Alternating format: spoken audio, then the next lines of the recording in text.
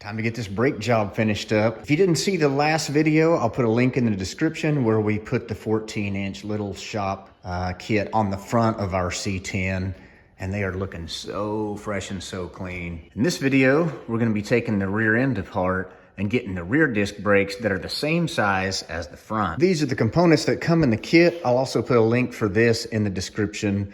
We chose the 14-inch option with the drilled and slotted.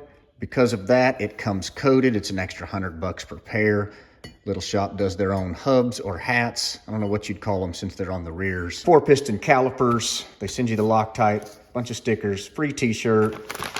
They do send you these stainless braided lines to connect to your factory hard lines and then run them to these calipers. Spacers and bolts. This is for your new backing plates. This is the Little Shop brackets that hold the calipers. And let's see, here's some stuff for the springs for the brakes. These are the backing plates, which is your new parking brake assemblies. Pretty cool. They do send you a set of Wilwood brake pads. Also in this video, we're gonna install this little nice guy right here. This is the Moser 7107 Rev A. You're gonna have to pull the axles out and pull the diff cover.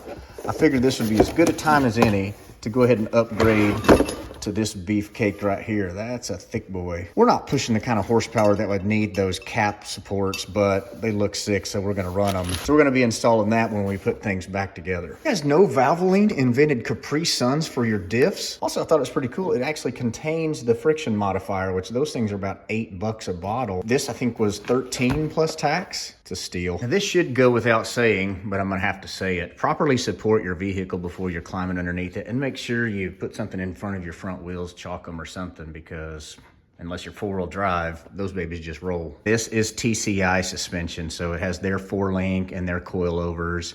All that's done in videos on this channel. So if you have any other questions about this truck, you can look at the link above. That's a playlist for this whole truck, including the day we bought it. Please don't let this video be the substitute for the instruction manual that the folks at Little Shop did such a good job putting this full color version on their website. There's a link right there below the item description. Once you've pulled your wheels off and you've taken off the drums, you'll see a view that looks something like this, and you want to remove these springs at the top and the bottom and push and twist these little clips. They make a tool for that if you happen to have one. Basically, just take all the drum stuff off this backing plate. It doesn't matter what order. You're not reusing any of it, so just get it out of your way. The parking brake cable may be the only thing that'll require a little bit of finesse, because these little tabs that kind of have to be squeezed simultaneously all the way around in order for this thing to release and go back out through this backing plate. If you're doing this in your garage, you're not going to make any friends, because gear oil is the worst smelling stuff. Also, just loosen the top bolt a little, the very top center, and then you can take the rest of them out, and that'll allow you to drain it a little easier.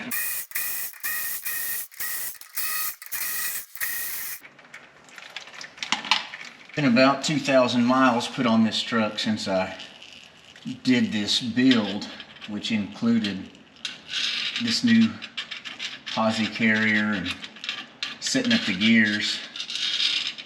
So I did expect a little bit of wear-in type metal.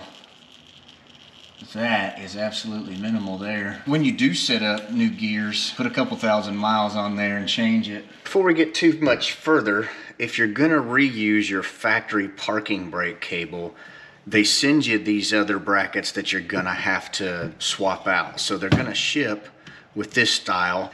Switching it to here, where you'll have your cable come through and the barb will catch behind. Whenever you press your parking brake, it'll expand these brake shoes. I'll tell you this, if I ever run into the guy who clipped these springs from the backside in a dark alley, he's going home with a pop knot on his head. The pro tip here is use a pair of like needle nose vice grips if you can, and latch it onto one side so you can have a lot of leverage to pull and latch it in place when you hook this spring back together. This is what your passenger side assembly will look like. See how that rests on the peg? It looks like this on the back side. Here's the driver's side. It does look a little bit out of whack, but if you operate it, See, there's really no way for it to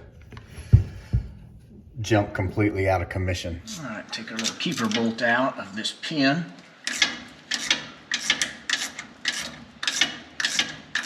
Well, we definitely had some thread locker on that bad boy because it requires effort all the way out.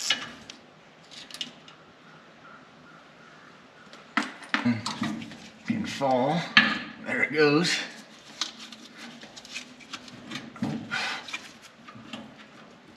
Get in there.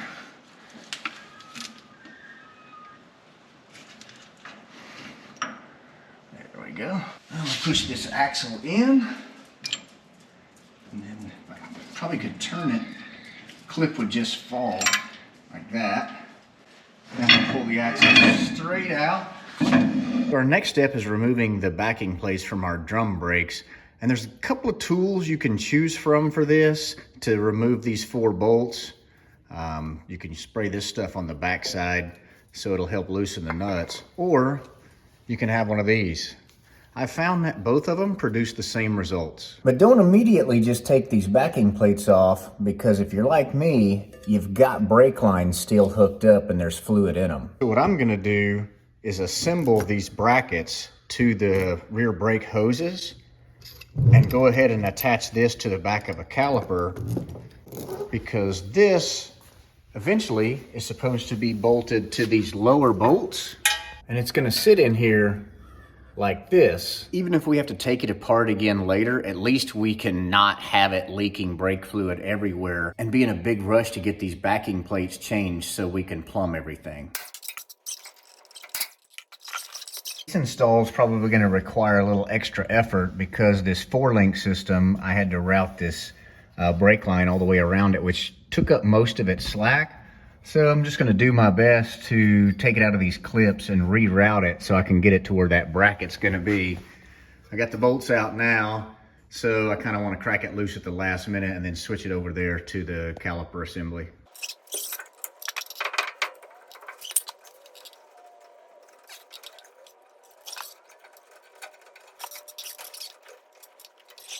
Now's the good time to replace these axle seals, even if yours weren't leaking. Mine weren't leaking either, but they had deteriorated somewhat, so it's just a matter of time. You can pick these seal installers up at your local lumber yard.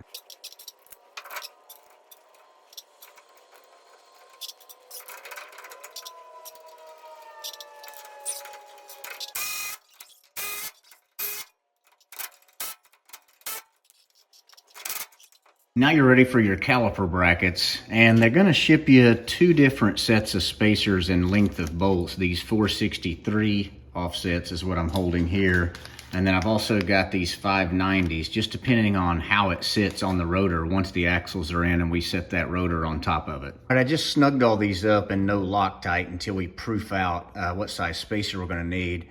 One thing to point out, you want to make sure that you use enough washers on the back side of these spacers or on the other side of the bracket to where the threads of that bolt doesn't stick out from that nut insert and make contact with the brake shoes.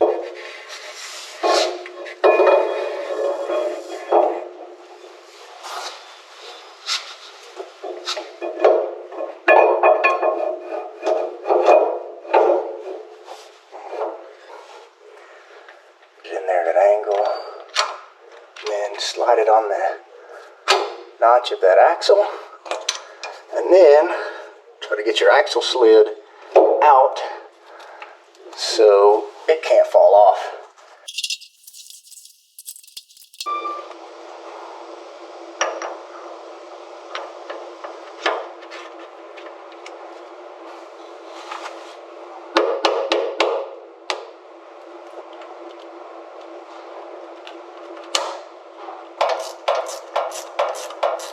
Okay, now we're going to grab one of these rotor assemblies that we put together in the video that covered installing the front and slide it over.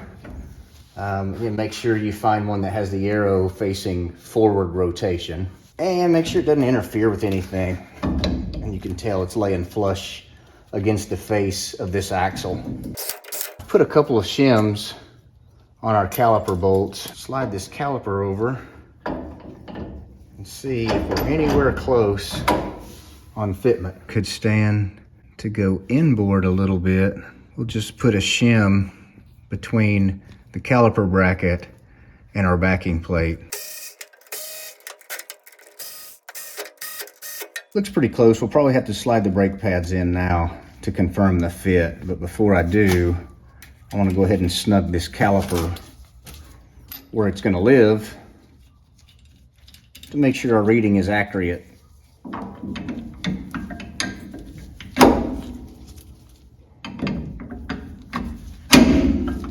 It could use to be actually out a little bit.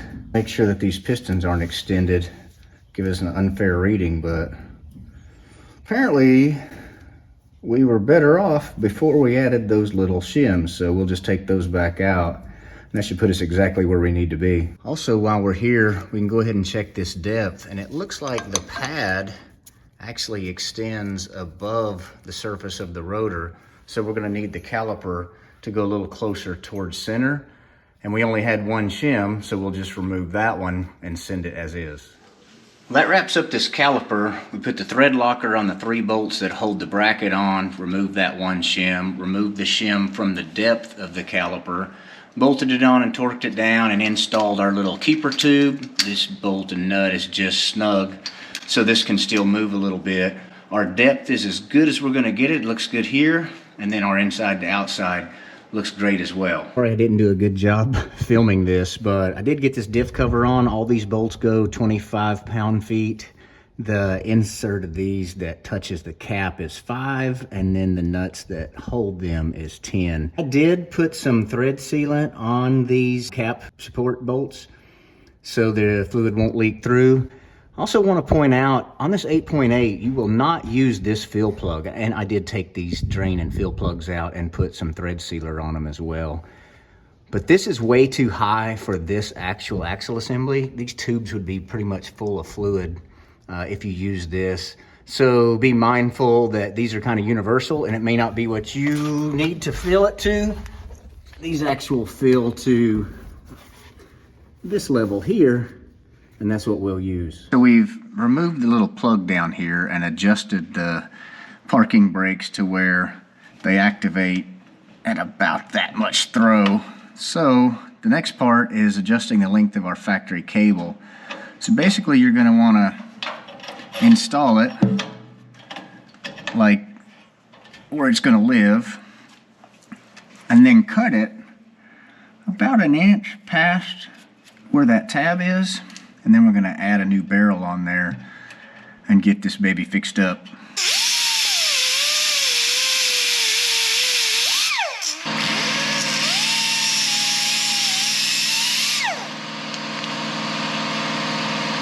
This is one of the cable stops that Little Shop provides in the kit.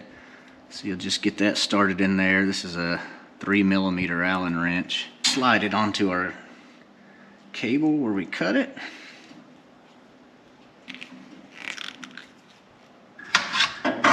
Feed this through like this.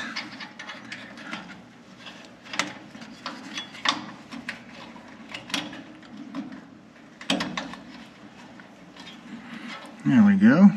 Finished product should look something like that. Be sure and do a good job of bleeding your brakes. And I do recommend these one-man bleeding kits to allow it just to kind of flow out, gravity bleed as long as you can stand it through both sides of the calipers. This can take you quite a ways in the process and save a bunch of time before it's the buddy system and pressure bleeding them.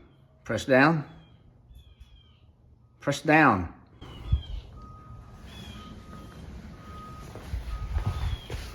You're not very helpful. All right, finally found someone decent at helping me bleed brakes.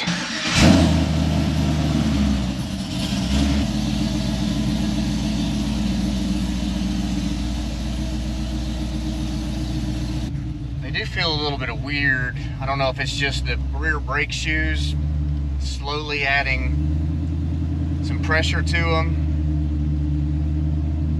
to fill up that little bit of a gap. All right, after some break-in according to the instructions, these things are working great. Boy, just like the front though, they really do stink burning that black coating off these rotor surfaces.